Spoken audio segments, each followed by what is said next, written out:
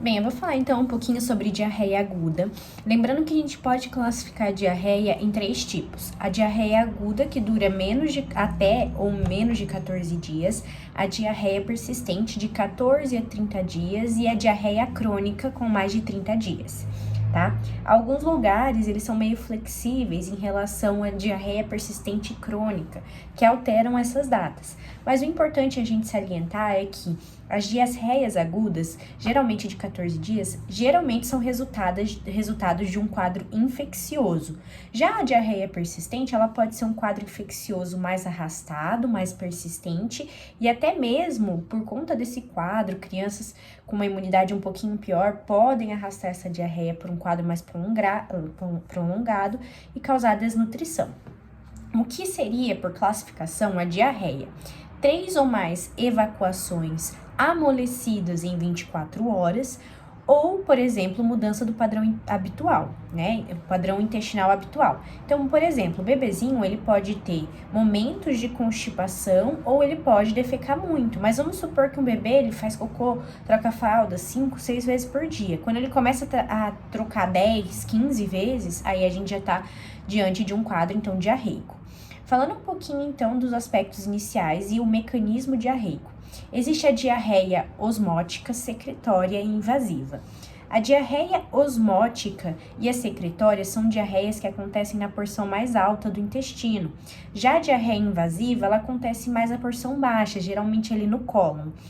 Pensando um pouquinho no quais são os mecanismos de ação, a diarreia osmótica, ela geralmente acontece porque o alimento fica impregnado, então vamos supor que o alimento, por algum motivo, ele não consegue ser digerido ali, e aí, para tentar ser digerido, ele começa então, o nosso organismo começa a reter água, né, absorver mais água que se junta àquelas fezes na tentativa de digerir aquele alimento. Então, justamente o alimento impactado aumenta a quantidade, aumenta a retenção de água, fazendo com que as fezes fiquem, então, mais aquosas. Já a diarreia secretória, ela acontece por conta de uma toxina. Então, a toxina de um vírus, de uma bactéria, até mesmo de um protozoário, vão lá nos enterócitos, fazem uma deformidade, uma lesão no enterócito, e aquele enterócito, ele começa a secretar mais eletrólitos e, consequentemente, jogando mais sódio, potássio, outras substâncias, sódio puxa água. Então, além de secretar mais sódio ali na porção intestinal, onde estão os alimentos, onde vão formar as fezes, joga também água. E aí faz, então, essa diarreia mais aquosa. Já a diarreia invasiva, geralmente é uma lesão no epitélio intestinal. E aí, geralmente vai acontecer uma inflamação local, é uma destruição um pouco mais intensa naquela região da porção intestinal, do epitélio intestinal. E aí a gente vai ver, então, aquela lesão causando, por exemplo, sangramento, muco nas fezes, às vezes até febre, tá? Então, é um quadro um pouquinho mais intensificado e também um pouco mais raro do que a osmótica e a secretória. Bem, lembrando um pouquinho então das formas de diarreia, nós temos a diarreia aquosa e nós temos a desenteria. A diarreia aquosa, como eu disse, geralmente é a osmótica e a secretória. Já a disenteria, ela é um quadro de uma diarreia invasiva. E na disenteria, a gente tem geralmente sangue nas fezes e muco nas fezes. Então, a disenteria a gente classifica como fezes sanguinolentas ou mucorreicas, se eu não me engano, que é o termo, ou com mucos, né? Falando um pouquinho, então, da diarreia aquosa. Uma das principais etiologias da diarreia aquosa é o vírus. O principal vírus é o rotavírus. O rotavírus, ele tem um mecanismo de ação um pouco diferente. Então, basicamente, ele vai causar os 2 tipos de diarreia. A diarreia osmótica e a diarreia secretória. O rotavírus, ele vai fazer... Aqui a gente tem a alça intestinal. Basicamente, ele vai... as suas toxinas que ele libera vão fazer com que, não sei se as toxinas, mas eu acho que o próprio rotavírus, ele destrói os enterócitos. Então, vamos supor que aqui a gente tem ali nós temos o enterócito maduro, então os enterócitos são as células que vão fazer a absorção no intestino. E aí, basicamente, mais elevadinhos são os enterócitos mais maduros, que são mais preparados para fazer a absorção do intestino. O rotavírus, ele vai destruir esses enterócitos que ficam ali na extremidade, os enterócitos maduros, e vai fazer com que aqueles enterócitos fiquem mais achatados, ou seja, ele mata os maduros e deixa os mais antigos, os mais novinhos. Os enterócitos maduros, eles conseguiam fazer a absorção de lactose e principalmente sacarose.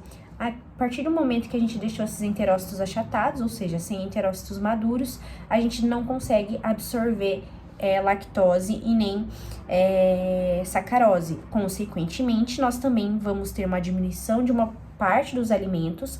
Essas substâncias vão ficar retidas ali no trato intestinal, ou seja, a retenção de um nutriente, um alimento, faz com que venha a retenção de água e forme, então, fezes líquidas. Então, a gente vê que acontece os dois. Primeiro, uma lesão nos enterócitos, que se caracteriza, então, uma diarreia secretora, porque vai lesionar os enterócitos, lesiona os enterócitos, também vai fazer com que as bombas secretem sódio, secretem essas substâncias, jogando mais água para o intestino, e ao mesmo tempo, lesando esses enterócitos, diminui a absorção de alimentos, causando também a diminuição da absorção, da digestão do alimento e retendo mais água.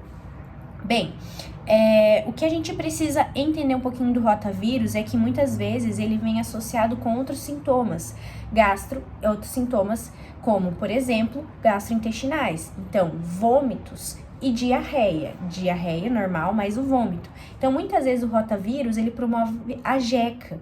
Quando vem, então, um quadro diarreico associado ao vômito, a gente pode desconfiar de uma gastroenterite, tá? Lembrando que o rotavírus é o principal agente diarreico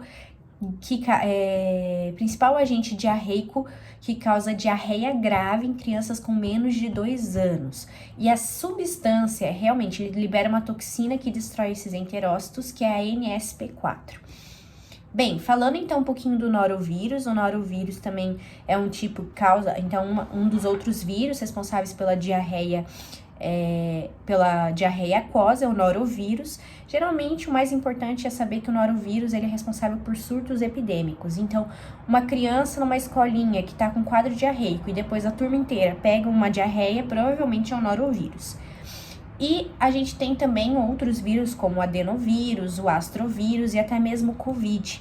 O Covid, ele é responsável geralmente por uma diarreia intermitente, tá? Então, uma diarreia que vem e volta.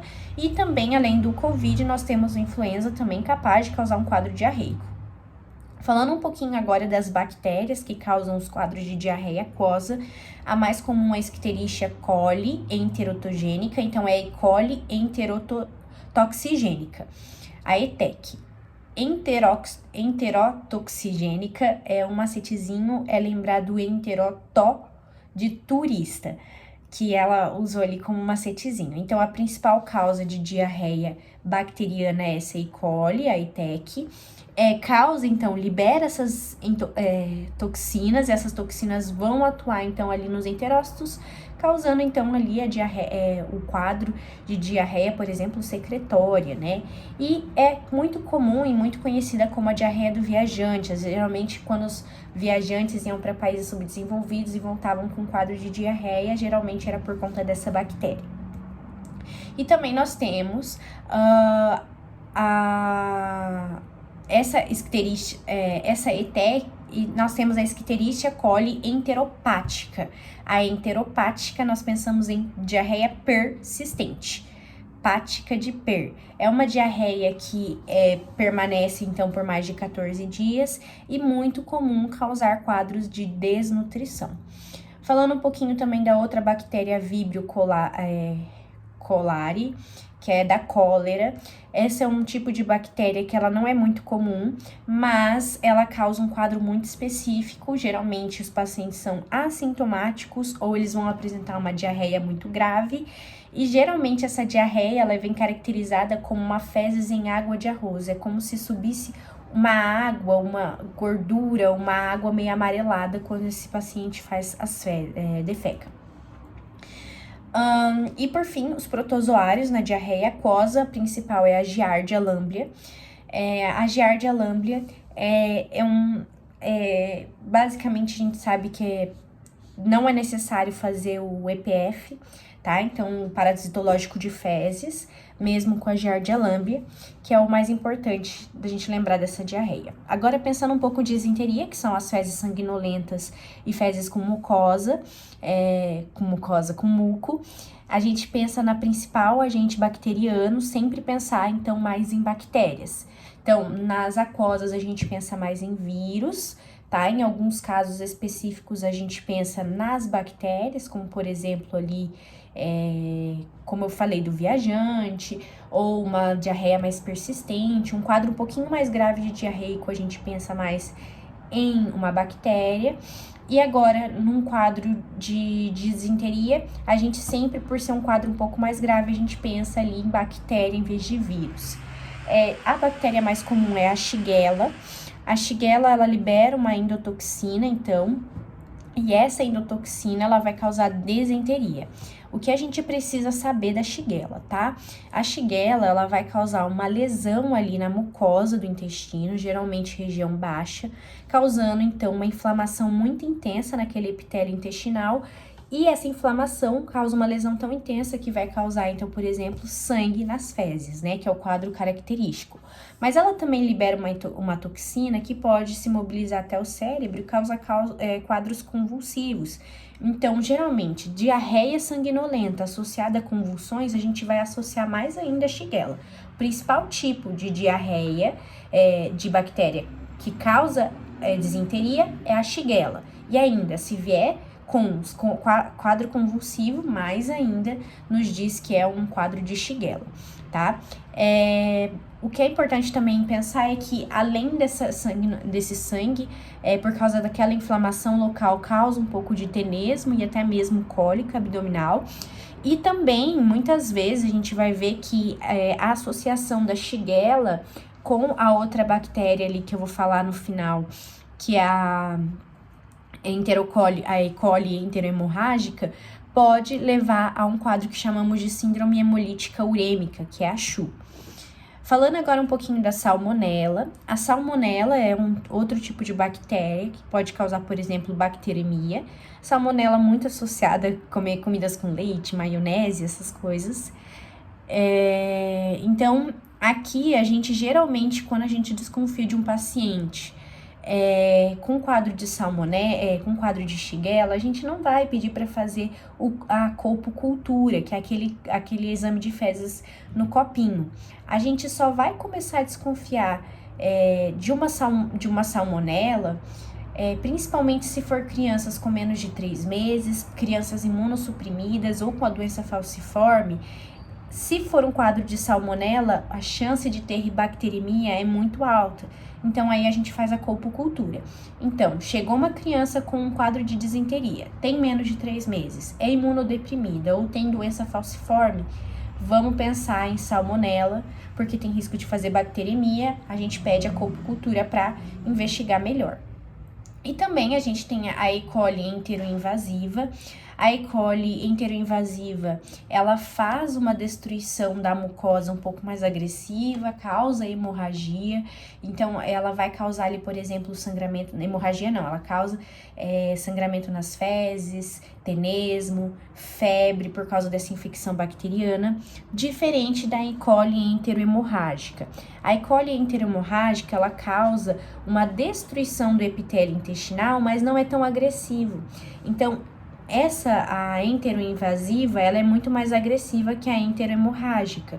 E por conta disso também a enterohemorrágica, ela não vai ter, por ser uma lesão, não acontecer um processo inflamatório tão intenso, só uma lesão no endotélio intestinal, ela não causa febre, não causa tenesmo, não causa aqueles sintomas associados, por exemplo, a Shigella, salmonela e E. coli enteroinvasiva. Aqui, então, a E. coli hemorrágica, ela tá muito associada à ausência de febre, tá? Mas, como eu disse, a E. coli enterohemorrágica associada à toxina da Shigella, então vamos supor que você pega 2 bactérias ao mesmo tempo, a Shigella e a enterohemorrágica, as chances de você desenvolver uma SHU, que é a síndrome hemolítica urêmica, é muito alta, tá? Por quê? Vou explicar um pouquinho como que funciona a síndrome hemolítica urêmica. A síndrome hemolítica urêmica, ela acontece porque essas toxinas, elas vão lá, então, além de causar um quadro diarreico, de disenteria, mais especificamente, ela vai lá no rim e causa uma lesão endotelial nos vasos renais. Ao causar lesão endotelial, ela causa, então, ela promove a produção de microtrombos. E aí, o que vai acontecer? Esses microtrombos vão causar, então, lesão renal. Então, a gente vai ter uma lesão renal aguda, vai diminuir a taxa de filtração, o rim consegue... Falando um pouquinho, então, da SHU, terminando de falar da SHU, então, a Shigella e a E. coli enterohemorrágica vão causar lesão endotelial nos capilares renais, diminuindo, então, a taxa de filtração, diminuindo a taxa de filtração, que a gente observa uma lesão renal aguda, vai acumular mais líquido, então o paciente acaba tendo a nasarca, ele vai ter também um quadro de uremia, vai causar uma síndrome metabólica, né? Metabólica não, desregulando mecanismos ali de excreção, e também vai causar ali o que a gente vai ver que vai para formar mais trombos, é necessário recrutar mais plaquetas, então acaba gastando as plaquetas, desencadeando uma trombocitopenia e causa uma anemia hemolítica angiopática. O que seria isso? Esses trombos, eles ficam ali dentro dos vasos renais e quando as hemácias vão passar, elas acabam sendo deformadas, quebradas, causando os esquizócitos. Então, a síndrome, a SHU, basicamente, ela tem uma tríade, que é a plaquetopenia, lesão renal e a anemia microangiopática. Tem associada a elas os sintomas, como eu disse, de anasarca, uremia, oligoanúria, porque diminui a filtração renal e, consequentemente, diminui ali a quantidade de urina que é eliminada também, na urina. E falando por fim da Campylobacter, lembrar que a Campylobacter é um dos tipos de disenteria muito associada por desenvolver simultaneamente a síndrome de Guillain-Barré ou também a artrite reativa, tá? Então, um macetezinho é a Campylobacter. Um fator muito importante que eu esqueci de dizer é que a maioria das disenterias a gente só vai tratar com antibiótico se esse paciente tiver rebaixado, se esse paciente tiver com um mau estado geral, rebaixado não, mas em um mau estado geral. Por quê? Porque se a gente trata com antibiótico, existem estudos que provam que, vamos supor que você está tratando uma Shigella com antibiótico, e você vê que tem uma Shigella associada, depois você descobre que era uma Shigella associada com uma E. coli enterohemorrágica, a chance e os prejuízos que você pode desenvolver uma SHU é muito pior do que se você tivesse deixado aquele paciente sem tratar com antibiótico. Então, o ideal é você não utilizar o antibiótico, porque você pode promover uma síndrome hemolítica urêmica, tá? Então, o ideal, se o paciente tiver com mau estado geral, usa antibiótico. Se tiver disenteria, mas não está em mau estado geral, não precisa usar antibiótico. E o último que a gente tem que lembrar é que também existe a possibilidade de a disenteria ser causada por parasitas. E nesse caso, a gente está falando da Entamoeba coli, tá? A Entamoeba coli é um dos principais, mas também não tem nada muito a dizer a respeito dela, só como um agente etiológico.